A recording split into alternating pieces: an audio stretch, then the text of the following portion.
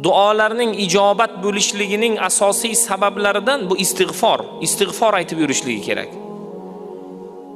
Bir shayx oldilariga kelgan har qanaqangi savol bilan kelgan odamga istig'forni taklif qilardilar. Birov kelardi, meni ishim yurishmayapti, istig'for ayting derdilar. Birov kelardi, meni farzandim bo'lmayapti, istig'for ayting derdilar. Meni falon joyim og'riyapti, istig'for ayting derdilar. Kim qaysi masala va mushkila bilan kelsa, unga faqat istig'forni tavsiya berardilar. Haqiqatda mana shu tavsiyalari manfaatli bo'lardi, unga foyda berardi.